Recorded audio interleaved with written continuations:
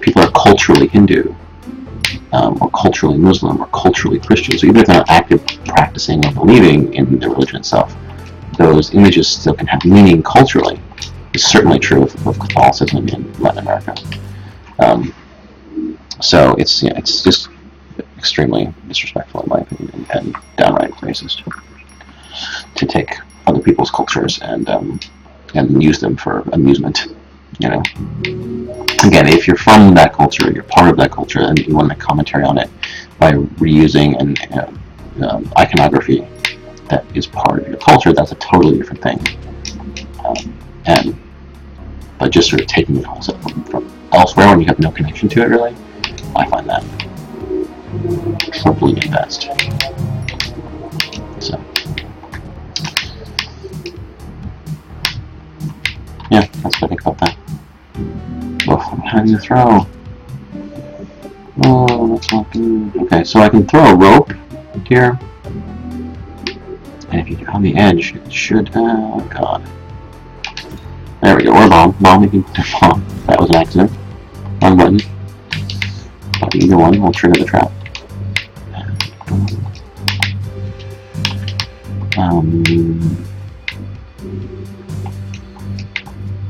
I kind of want. Okay, so hopefully you won't hit a spike pit. No. I'm thinking the cool thing about the spikes though is you can land on the spikes if you have a cape and you're floating. So the spikes are not going to hurt you in that case. So if I need to get that, you can also run across the spikes. You just can't land on them full force is the problem.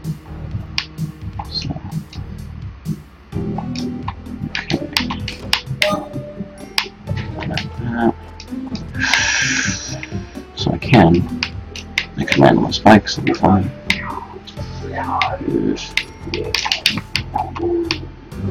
That was dubious. Could have been very bad. Alright. The key, my damsel, the eye. Okay. Grab the pug. And here we go.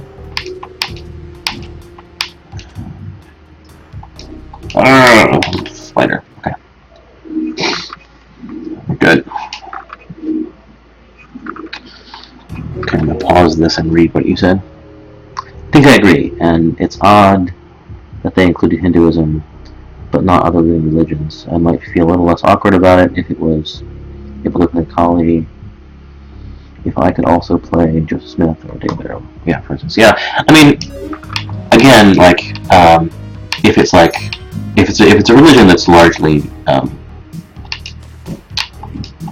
or even a cultural thing that's not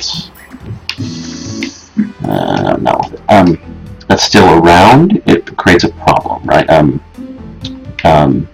even if they did have other religions, it's sort of like, well, if it's equal opportunity offensive, it's still offensive. I hate the word offensive because I actually don't think things are like that. It reduces everything to a personal thing. I think it's oppressive, right?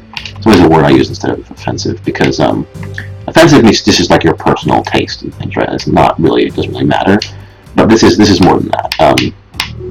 This is something that actually is harmful to stereotypes of, or can be harmful to people who are already stereotyped and in a lot of cases and are already facing prejudice and racism, and then this kind of thing just makes it worse. So yeah, I mean, if they had a bunch of other religions that you could play with that and make it better, I mean, I don't think so, because I think that then it's just equal opportunity. It's like, oh, well, we're just going to make, it's like South Park, right? It's like, we're just going to make fun of everybody and that's going to be okay. I mean, the problem is that not everyone is equal, right? And so when you make fun of a homeless person and you make fun of Donald Trump, that's not the same thing, because homeless person has very little power, but Donald Trump has tons of power and money. So making fun of him and making fun of someone who has nothing is a very different thing. So you always kind of have to do a power analysis in terms of comedy or in terms of commentary, right? It's like, okay, well, who's doing the commenting? What are their relative power,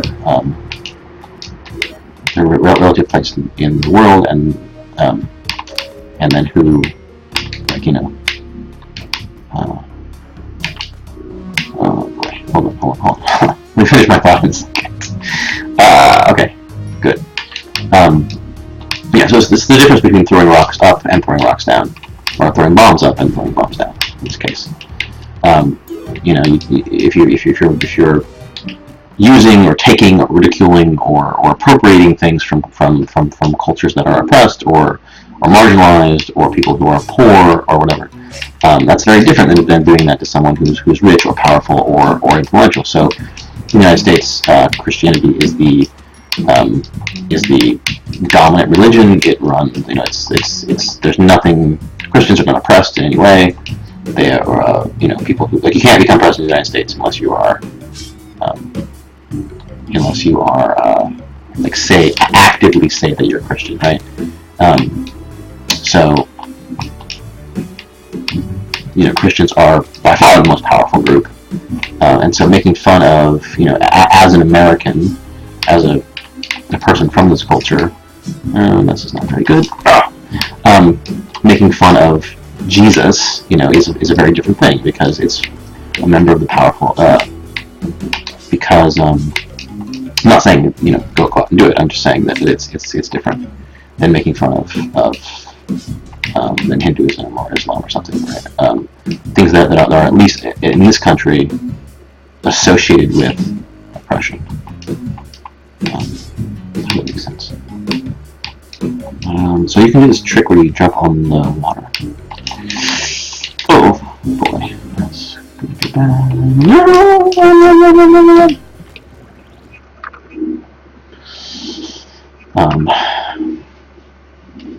So and certainly being influenced by something as a creative person is one thing, but just sort of taking other people's cultures and is not a good thing to do. I mean, now if Smite was a game that was developed in India by people,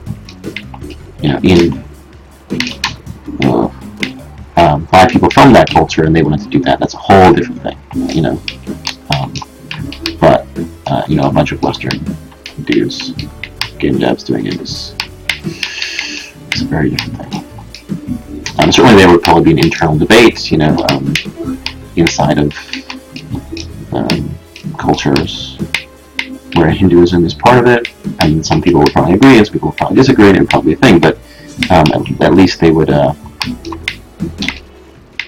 least it would be their discussion to have. I don't have any more bombs, this is bad. I need bombs, so badly, oh goodness. That guy's gonna go. There's a bomb for you. A living bomb. Oh, that plant. I didn't see it. Oh no. Oh no.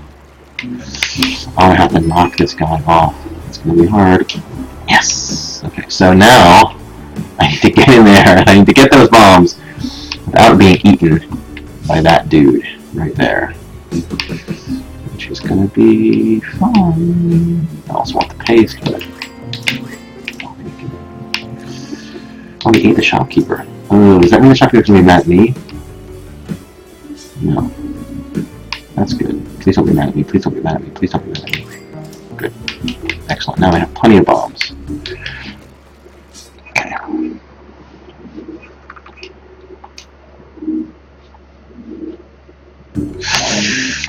Oh, those guys just show up right away and boom! Bad news. Okay.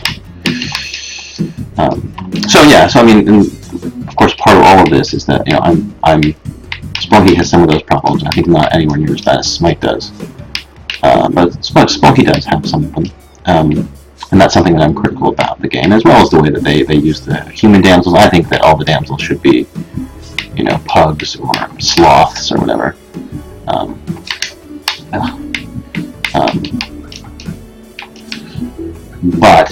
So yeah, I mean, I have some criticisms of the game, but I still think it's a good game. It's the whole thing about being able to be critical of something that you enjoy and hold both of those things in your mind at the same time.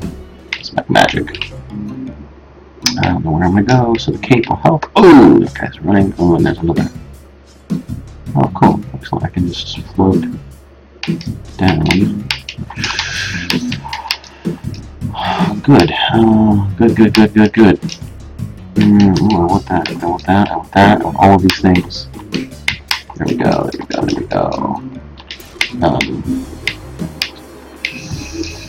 So yeah, there's things about Spelunky that I'm critical of, but I still think it's a good game.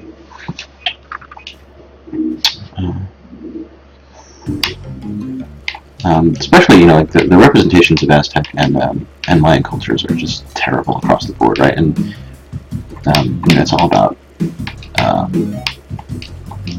human sacrifice and the stuff that may or may not have actually even happened, and yet that's the dominant. Oh, that jerk! That's the dominant narrative, right? And it's just repeated over and over and over and over and over and over and over again, and then that sort of depiction of people as savages, essentially, carries over, right, into plenty of bombs. I'm just going to use them. Carries over into the way people view Aztec culture and Mexican culture, especially. Oh, that rock! I knew it was going to happen. So there's a sense that among a lot of people that those cultures are less advanced, quote unquote, right? Because they have these myths that are not even based on reality, really, based on like Spanish conquistador stuff. But we see it in media all the time. So you have these. Actually, the Aztecs were one of the most advanced civilizations in the hemisphere, and yet that's not what we see depicted in games or in movies or on TV shows. And so it definitely perpetuates the stereotype that this was these were primitive, savage cultures, when in fact that's not true. So I'm going to pause here. What you said makes a lot of sense, and thanks for sharing. I'm also glad you understand that thing about criticism, even if it's not about social issues.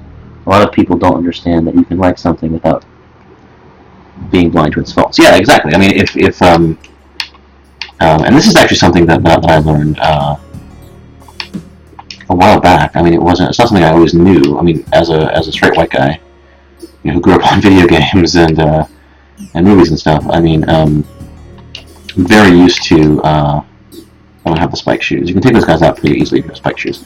I'm pretty used to things being kind of made, full. Almost blew up her temple. That would be bad.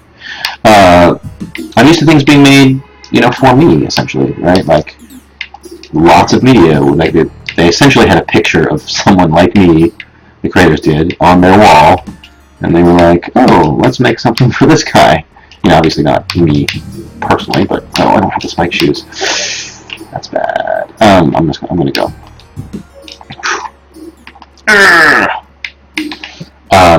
But they had my demographic in mind, and so lots and lots of things I grew up on, I never had to think about, like, well, what would it be like if I wasn't represented in any of this stuff? Because I was always represented, usually as the hero.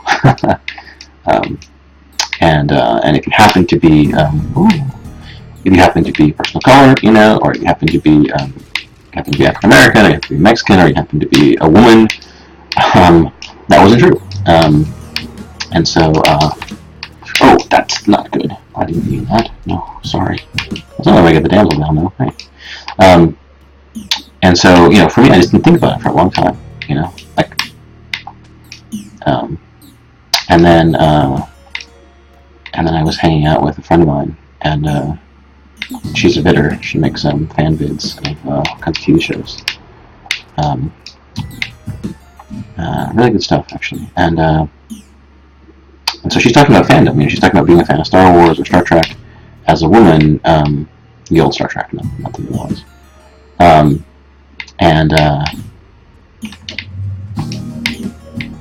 And sort of having to watch it and go, okay, well, there's not a lot for me here, but still enjoying it, right? And so, and sort of having that critical enjoyment, and having that sort of built in, right? Because, this is not good. I need to get out of here. I think I have to go up. This guy's the worst. If he hits you, you're doomed. having that critical enjoyment be sort of just sort of built into the process of engaging with media. Sunglasses, not the sunglasses, but whatever. Right? Especially if you're a person of color or whatever, like you're seeing all these shows and all these movies and all these TV shows, especially in the 80s and 90s, but certainly today as well.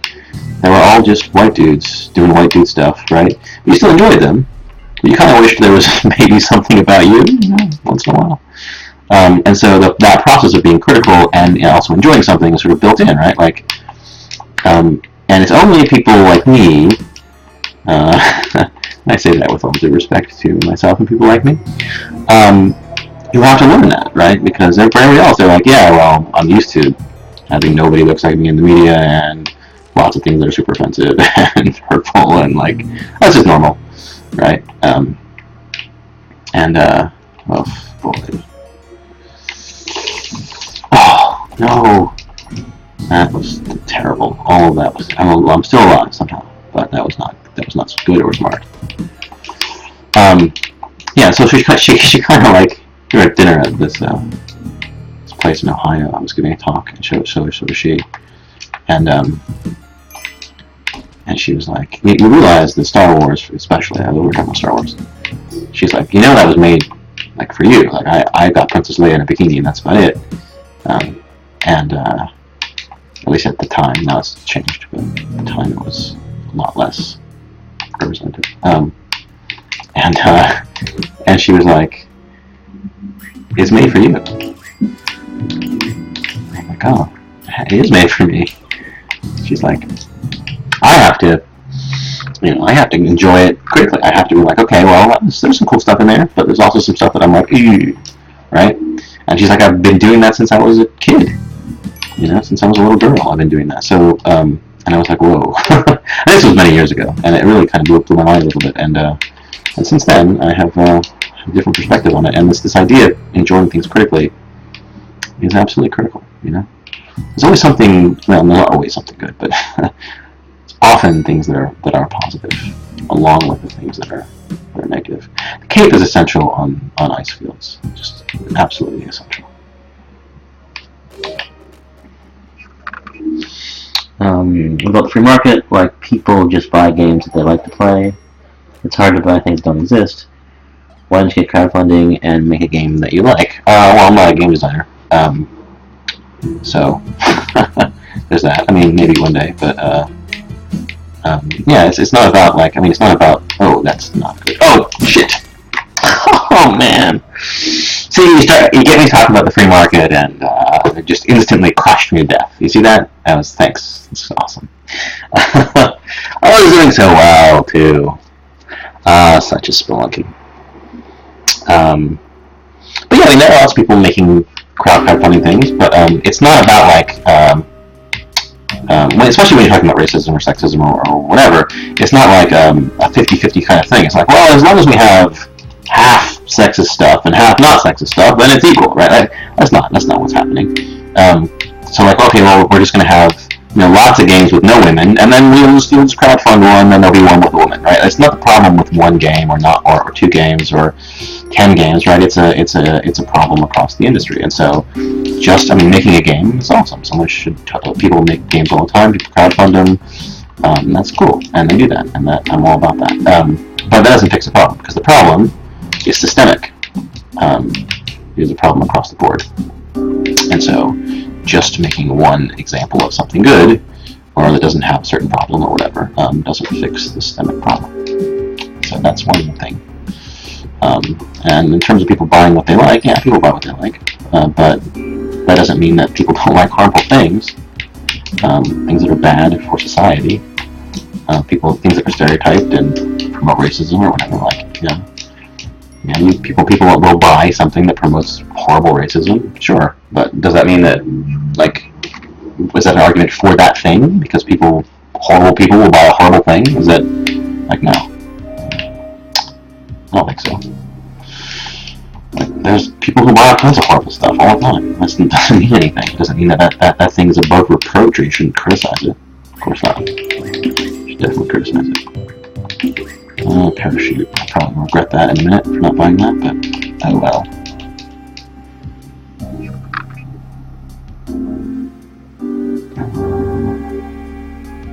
If you don't see any systemic problems in games, well then, I can't help you, dude. They are blindingly obvious, and they are everywhere. You have to be actively not looking to not find them, so. But it is a mark of, sorry to say. I mean, I didn't think that there was at some point in my life, too. Then I learned that there was, and then it became very hard to deny. There's a ton, I mean, it's that, you know, a ton of systemic problems. Not only in the game community, but also in the games themselves. Like, it's just there's a lot of work to do. There's lots of great stuff, and there's also lots of toxic, horrible stuff, so we try to, we try to make the good stuff better, and we try to call attention to the stuff that isn't so great. And hopefully everything gets better slowly over time. Also define harmful. I mean, come on. I mean, you're really stuff that's horribly racistly stereotyped, right? For example, is harmful because it perpetuates stereotypes. That's real, right? People act, they hire people based on racist beliefs and structures. They don't even realize they're doing it. They discriminate in ways that they don't even realize that they're doing it. There's probably a shopkeeper on this level. Let's do it anyway.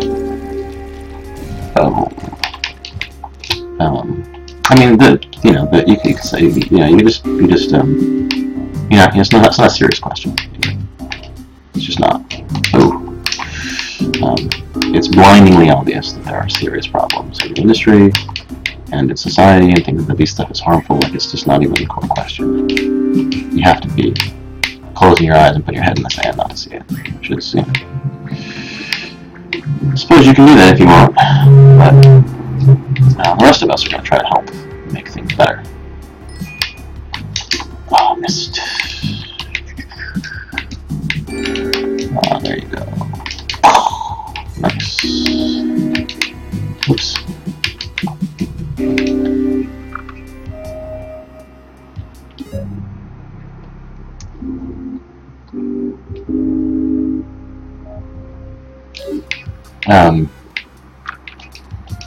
Game companies are full of people with talent and skill. It depends, I think, actually. Certainly lots of people are. Yeah, I mean, the number of black protagonists in games is minuscule. I mean, it is embarrassingly small. And then the black protagonists that you get, even are often horribly racistly stereotyped. So you have that on top of it. So it's like there are very few, and then the ones you have are the angry black man, or the whatever, the native warrior, right? Like really stereotype stuff. So it's like, okay, yeah, there are very few, right? Like, and then the ones that are, like, it's basically tokenizing it at this point. And then the ones that are out there, a lot of them, not all of them, but a lot of them, are horribly stereotyped too. So it just gets like insult to injury, honestly.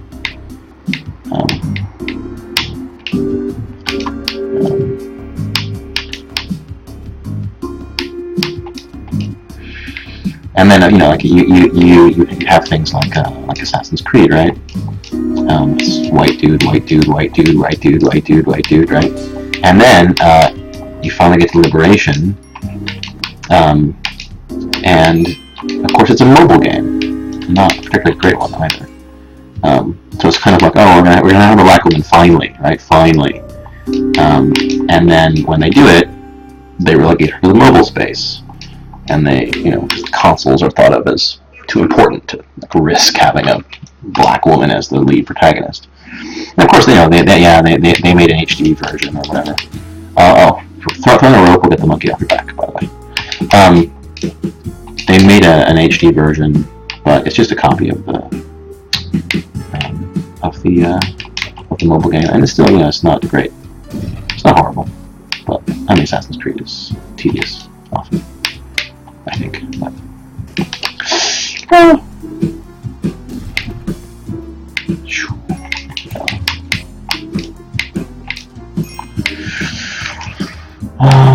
do here?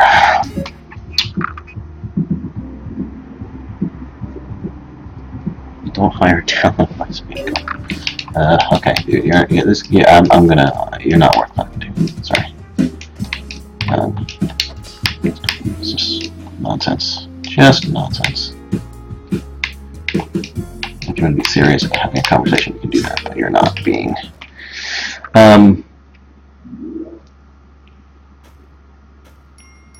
Yeah, I mean, so there's a really interesting. There's a really great book actually that I think is well worth the read. It is called "Why Are All the Black Kids Sitting Together in the Cafeteria?" That's the title of the book. It's a rather long title. It is by Beverly Daniels Tatum, and she wrote this book because which is really a sad story of her son was walking home from school in Washington D.C. and he told the story. He got home and he was crying, and she was like, "What happened?" And he's like, "Well, I was walking home from school, and I was walking past all these cars coming out of the government area, and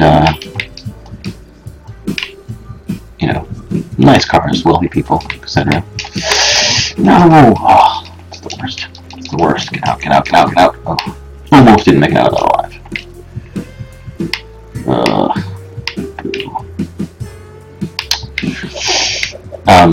Anyway, so her kid, who's like 10 or 11, is walking home, and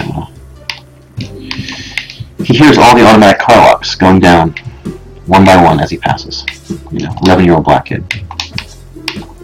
Oh, boo. Wow. Right?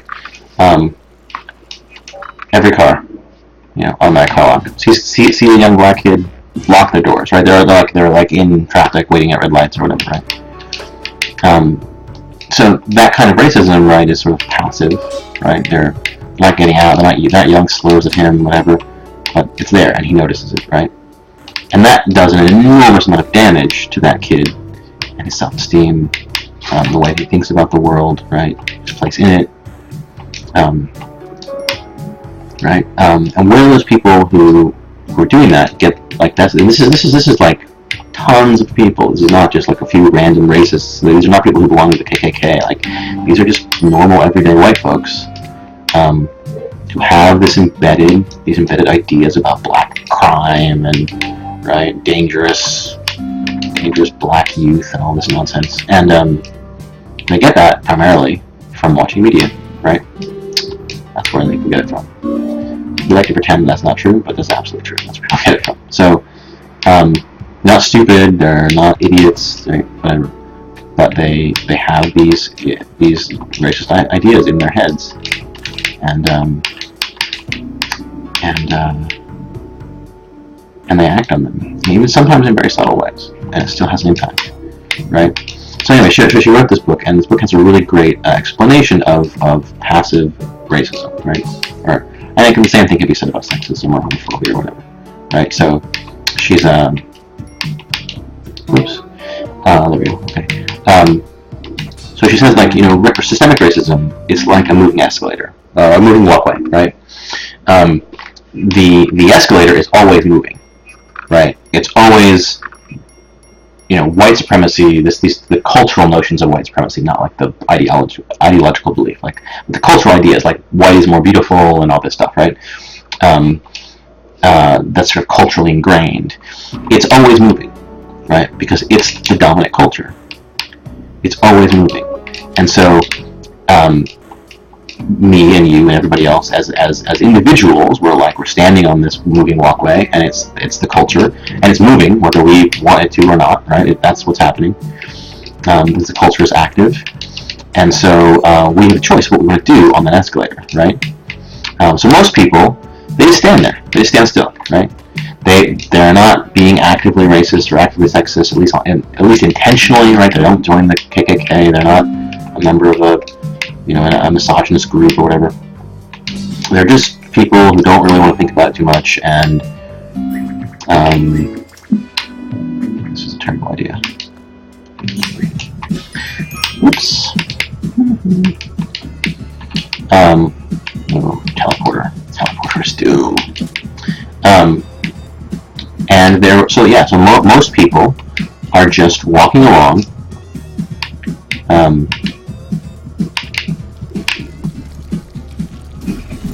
Yes. So this story is taking a really long time because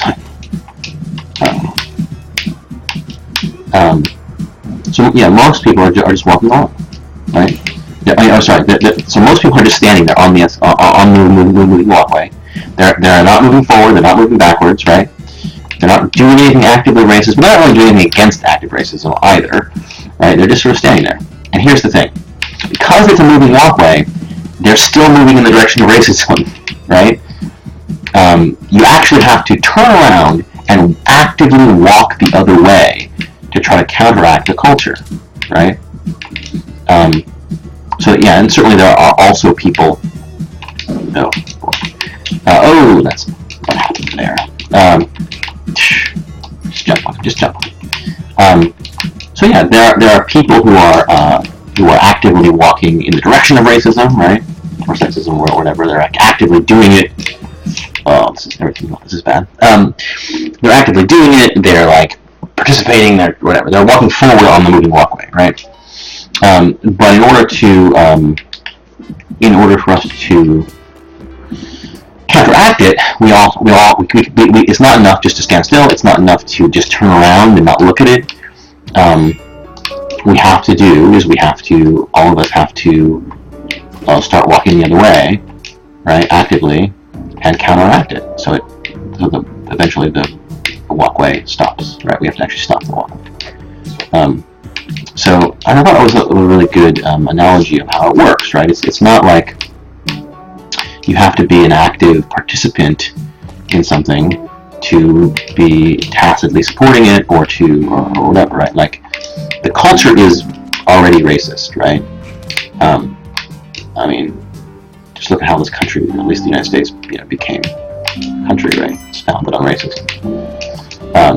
So it's there, right? It's in the culture, and sexism too, right? And so what are we going to do about that? Well, a bunch of us are going to try to turn around and walk the other way, right? Actively work against it. Anyway, I thought that was a really good way of really good sort of an analogy to talk about it. Another one that I liked a lot also is to talk about it as if it's air pollution, right? So like, there's not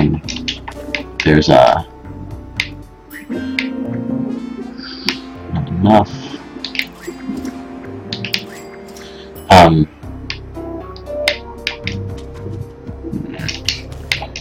That's not good.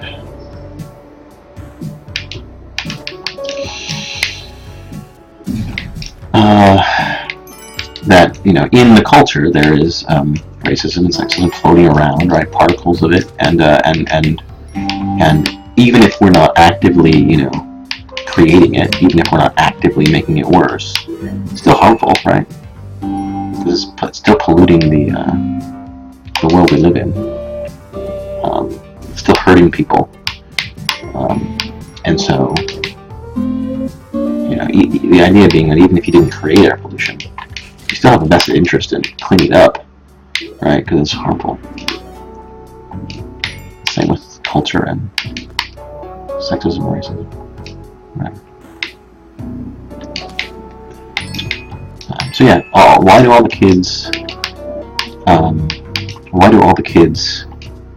the black kids eat together in the cafeteria? Excellent book. Highly recommend it.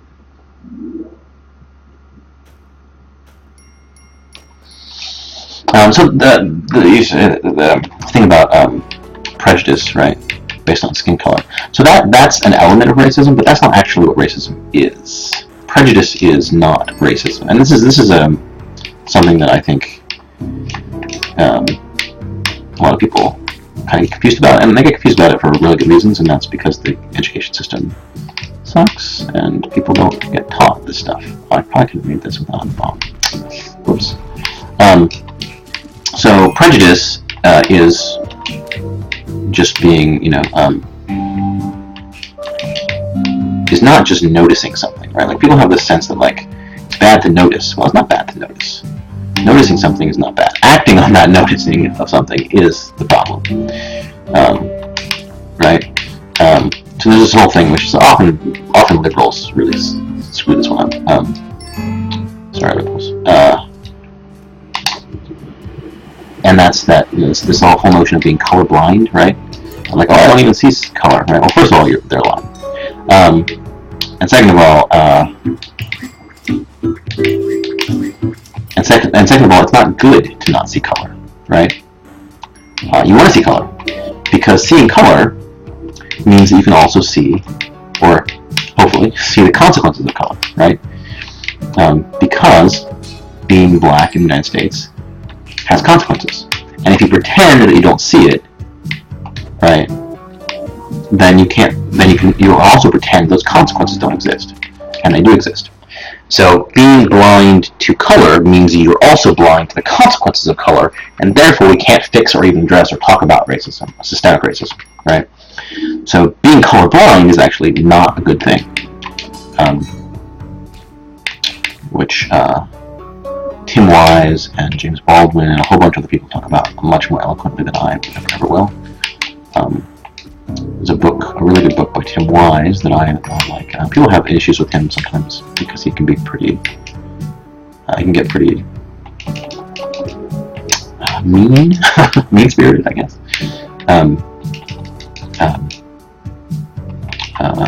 Says some things that are pretty horrible sometimes, but oof. So what to do here? But anyway, there's a book called White Like Me that I really like, and it's about sort of his coming to terms with what white privilege is and that it exists and sort of all that stuff. And so it's an excellent book. I highly recommend it. It's a pretty short read too. Easy to understand. Very much written for like people who are just sort of starting to learn about this stuff. It's also not very judgmental. I mean, it's like the best books about this stuff are written in an accessible way to help folks understand, as opposed to like, I mean, so one of the things that there's a lot of talk about is guilt, right? White guilt or male guilt or whatever.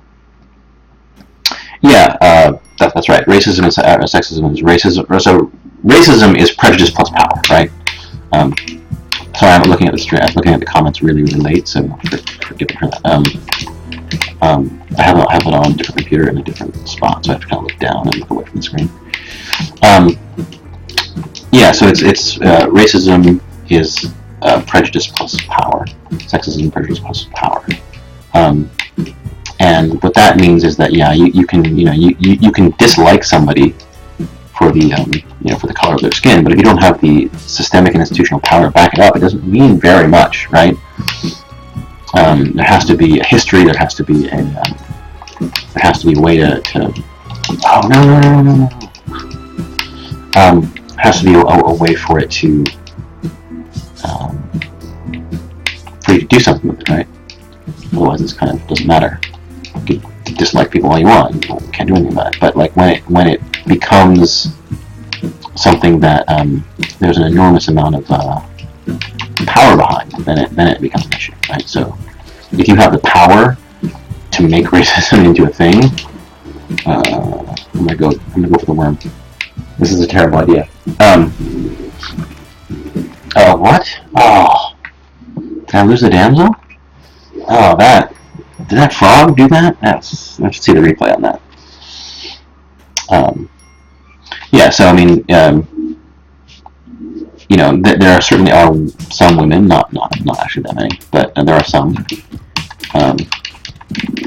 who might say they don't like men, right? Well, mostly that's a reaction to being treated horribly for a long time, and it's an understandable one.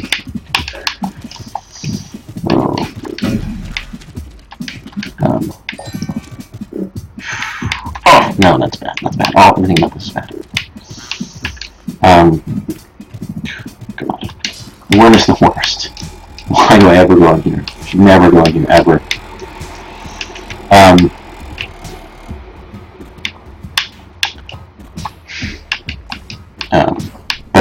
But again, if they don't have institutional power, and I don't mean just like individual power, I mean like, oh god, oh. Never go in the worm. Anyway, there's a great knife in that last acid pit there, if you can get to it.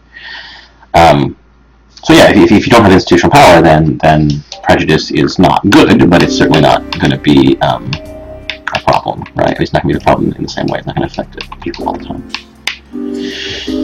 So that's why the definition of prejudice plus power is so important. It doesn't just mean that like you personally have a grudge against, oh god, just restart, against people. It means that you have a position of power and privilege to be able to do something about that. Okay, I'm just gonna give up. Let's start over. Where are some spikes? Spikes. Oh, there's an achievement for dying 1,000 times called Addicted, which I almost have on the Xbox, but I don't have on Steam. So I'm going to I'm going to die and try to get more spikes.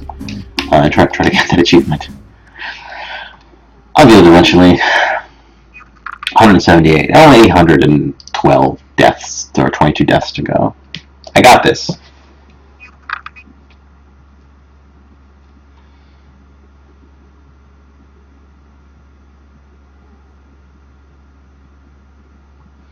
How in the hell are you contributing if you don't speak? Because I mean, so like, so yeah, not being actively racist is awesome. Good work.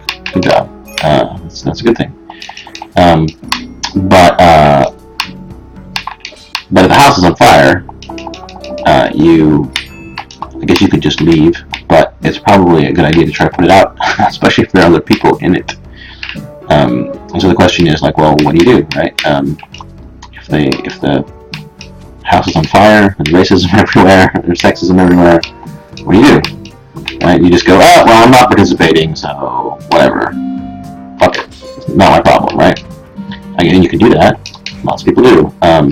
Or you can say, this isn't cool. It's hurting all these people. It's making the world a less good place for me, too. So I'm going to try to stop it, right? And that's the point, like, that you can actively work against it and make it better, which is important. And then there's a whole bunch of things that, like, oh god, I hate these. There's a whole bunch of things that we all do that are contributing to racism, and we don't realize it because we're sort of blinded by our place and position, right? So. And it took me a very long time, and I still mess up, or I still do things that are harmful or perpetuate racism or whatever, without meaning to. It's just because, I don't know. I'm not. I've been not having to ever have to dealt with it or thought about it. It means that I don't know that some of the stuff that I do is harmful, right? Or like, and maybe it can be minor ways, whatever. So even if you're actively, not like speaking in racist terms, or and you're not using racist slurs, which is good, or even if you're not like actively hating people, you can sometimes still be acting in ways that, or saying things or doing things that are harmful, or perpetuating stereotypes or whatever. You don't really realize that's going on, right? And that is how even people who are well-meaning can perpetuate negative stuff, contribute to racism, right, without meaning to. No. Oh. These dark levels are the worst. They're the worst. I want that. So, yeah, it's not like malicious, right? It's not like when you say contribute to racism, it doesn't always mean that you, like, sit around and twirl your mustache and try to figure out, like, okay, how can I hurt people the most, right? But rather, it's worth it. But rather that you're unintentionally doing things that that are perpetuating it without really knowing it and without really meaning to. But even if you don't mean to, it's still harmful, right? So that's why it's good to try to learn about it. And the more you learn about it, the better you get at not and avoiding that kind of stuff. And then working against it too. I mean, is important. So I'm rambling a little bit, but hopefully it makes sense. You know, it's a lifelong process, honestly, to figure it out. You don't have to figure it out right away. You don't be perfect, but it's doggone bad. I'm afraid that if I live in, I don't like the mitts. I'm not a fan of the mitts. Although those gloves would be right nice right about now, so maybe I'll buy those. But when you play Almec at the end, the gloves can be a detriment. Because you'll stick to them and have crushing.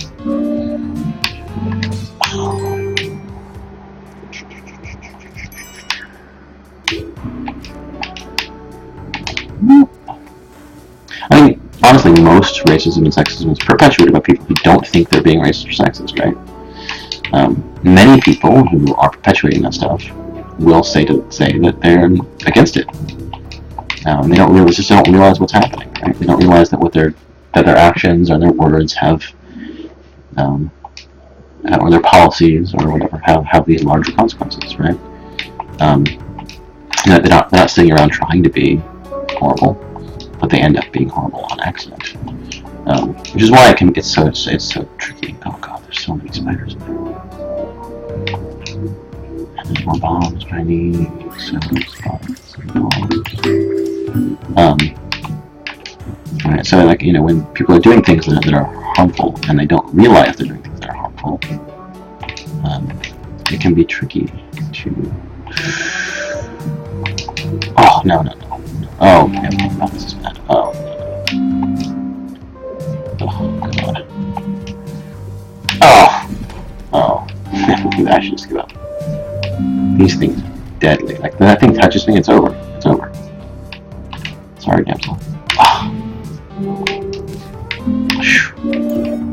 The shoes, thank you, the shoes. Well, nothing good in front of this, I tell you. There's the chest up there. I do have enough ropes though, so let's do it.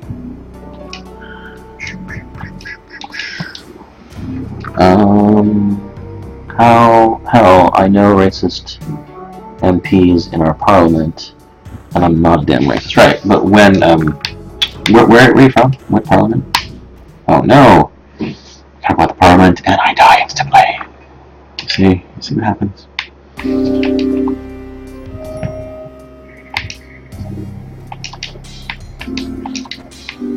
Okay. I judge people based on their actions. Yeah, well, that's fine. I would suggest that that's good. However, I would suggest that there's a whole bunch of things that we do unconsciously and don't really realize we're doing. And that's why it's important to listen to people who talk about racism, to experience it, and learn about how they experience it, because we could be participating in it without even knowing, right? I think that most of it is people who, like, there are racist politicians and stuff, but certainly in the United States we have plenty of them. Plenty of them running for president, in fact. Ugh.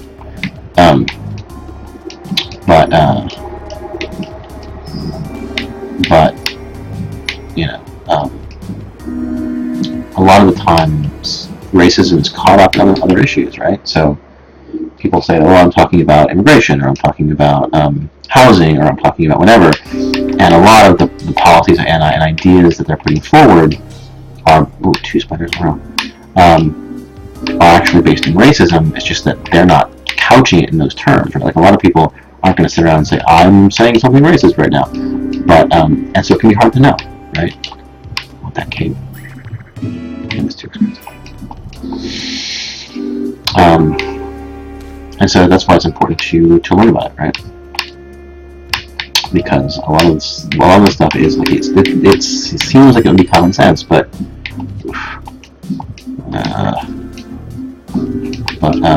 it can often be kind of hard to tell. Right?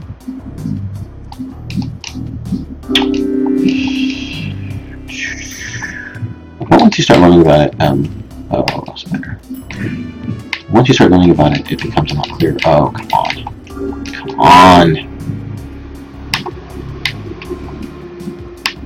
So yeah, he's starting before a position of not. Oh. The whole point of going up there was to make it stop that from happening. Alright, I'm getting out of here.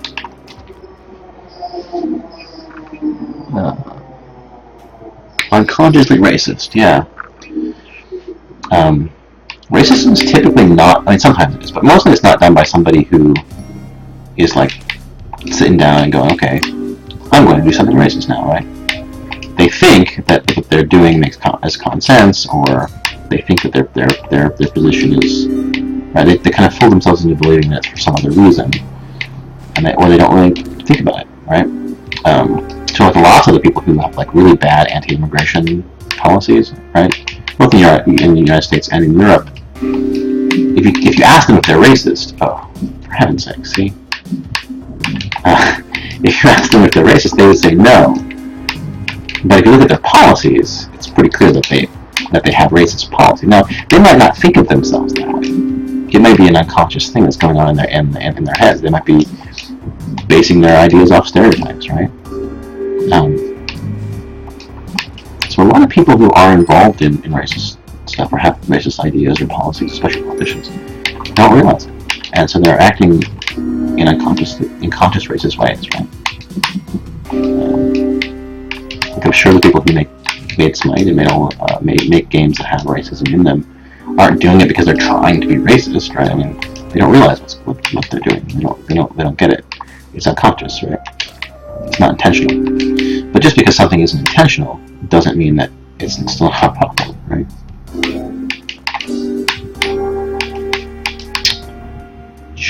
Oh, this is bad. I have one heart. I should just start over. I have this cape though. I like the cape.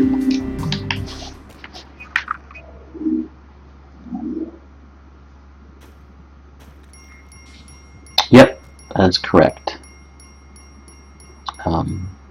Your behavior is informed by the society you live in, and it is possible to be unknowingly participate in racism or classism, elitism, or whatever, unintentionally. Yeah, and I think that most people do.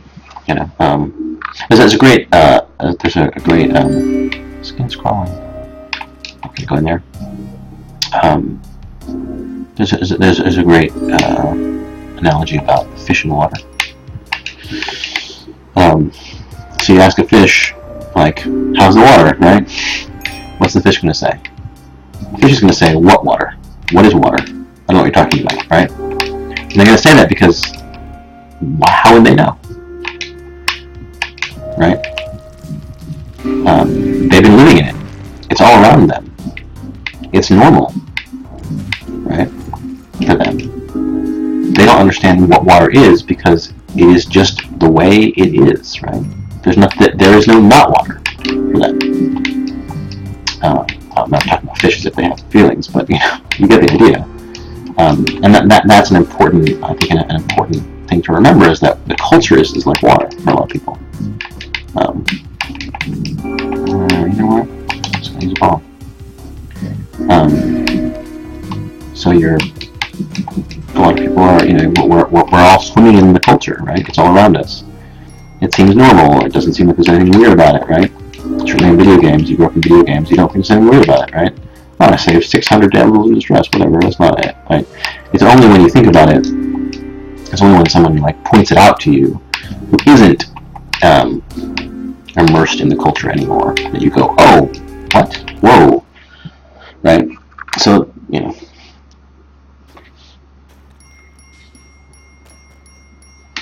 so I don't know if we're gonna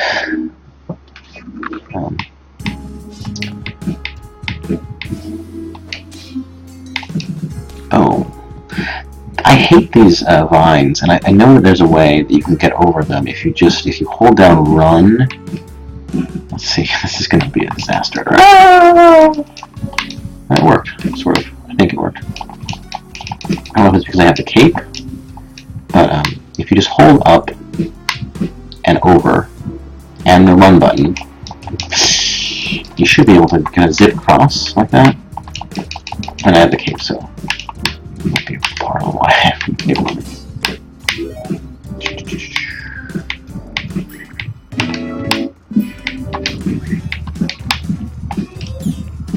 Oh, you picked up the... Oh, wow. He picked up whatever gun's next on the list there. Huh. That's interesting. I'm trying to get the... Well... Oops, I'm trying to get the camera. I don't really know... I don't know the camera's probably as bad. You know much about the camera.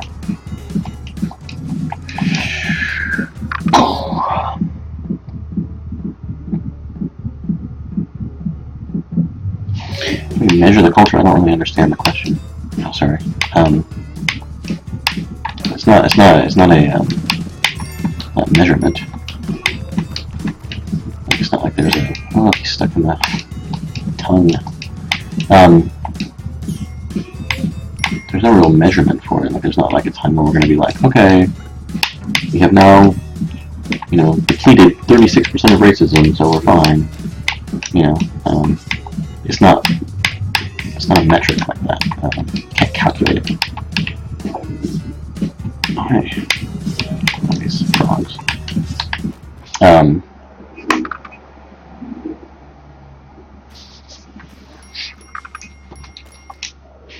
think there's a lot of confusion about it because social sciences don't operate in the same way that STEM sciences do. Culture is infinitely complicated. And it's also, the culture is also not,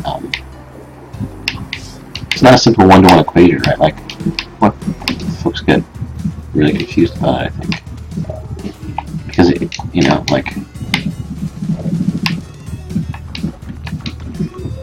it's quite complicated. I think he fell in the water.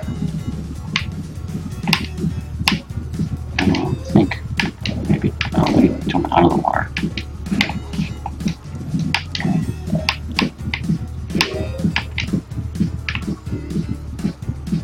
The enemies don't go after them.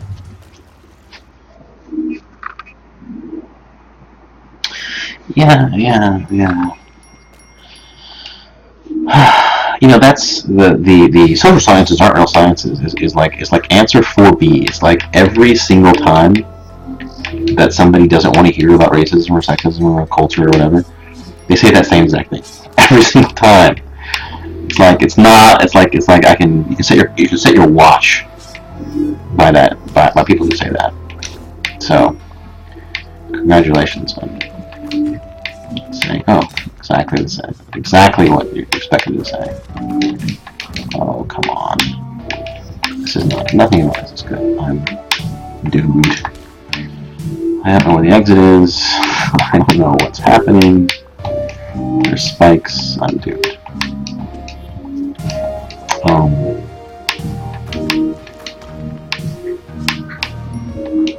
This is bad. I don't know where I'm going. There's the exit, I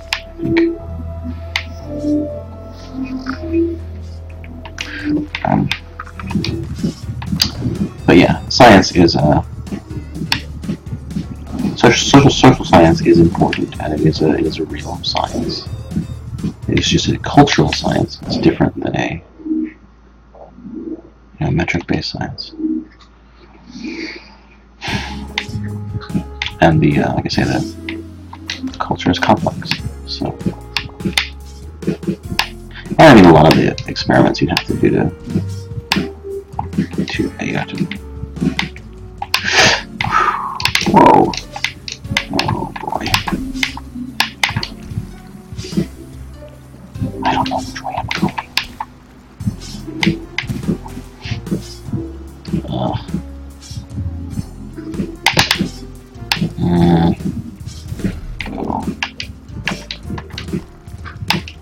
This is not going to end well for me. Not going to end well for me at all. How many hits do these guys take? Jeez. It's like 30 hits.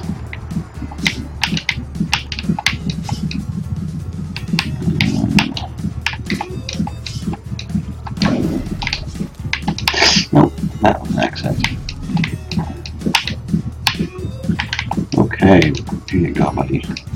There's also an achievement for taking out 12 shopkeepers in this game, but I've never been able to do it.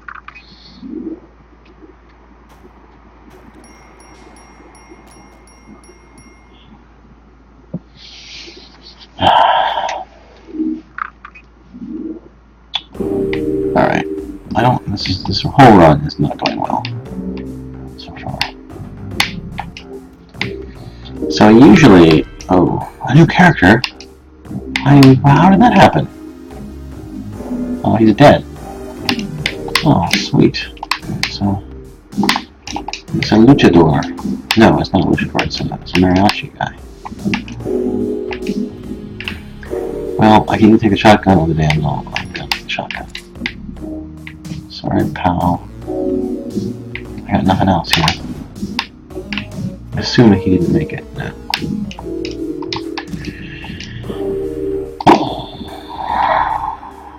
I don't know where I'm going.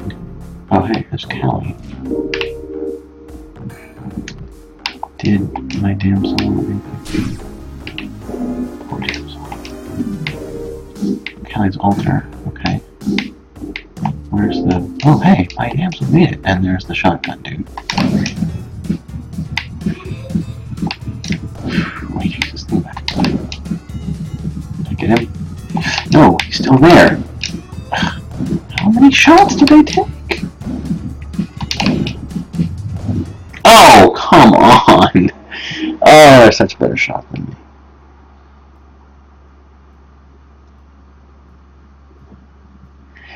Okay, what is this? Is like MRI talking points 101, dude? Come on. The peg app is real, proven real 9 times over.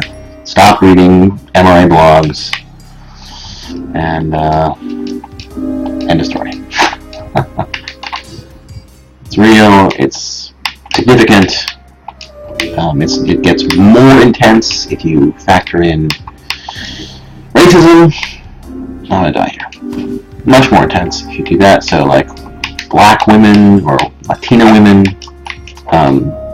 gets down to like 60 cents on the dollar, maybe less. Like it's once you factor in intersectionality, you know, class, race, and gender. People who are at the bottom of that totem pole are getting the short end of the stick in every sense of the word. So any attempt to deny that is just not living on this planet. Sorry. Boom. Oops. There we go. I mean, there's lots of people who have a vested interest in that not being true or not being as true or whatever, but I would ask you who those people are and why they have that particular point of view. I will guarantee you it has to do with power and privilege.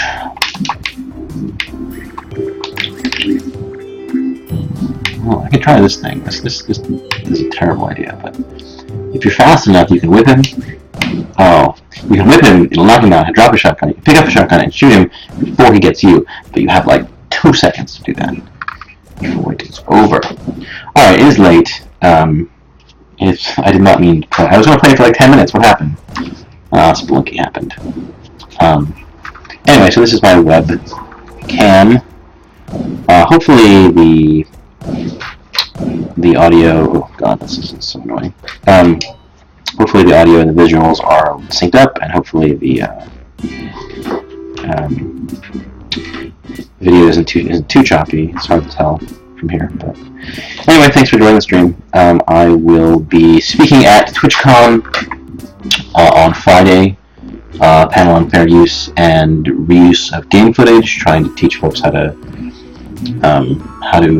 better stream so that their stuff is fair use, that they can have better channels that are more protected. And hopefully can, when Nintendo or Konami comes calling and tries to do takedowns, you can have a good fair use defense and stop them from doing that. So that's the goal here.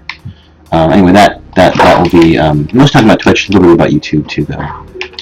That'll be on Friday, and that'll be streamed live like everything else at TwitchCon. I think you can find that on Twitch's website, or at least the TwitchCon website. So, if you're interested in what I have to say there, it'll be Friday afternoon, and I'm sure it'll be archived too. So, anyway, thanks everybody for the thrilling conversation and the talking points that come up every time these discussions come up. It's like the same conversation 1,000 times because the talking points never change. Anyway, it's fun. Have a good evening all. Bye.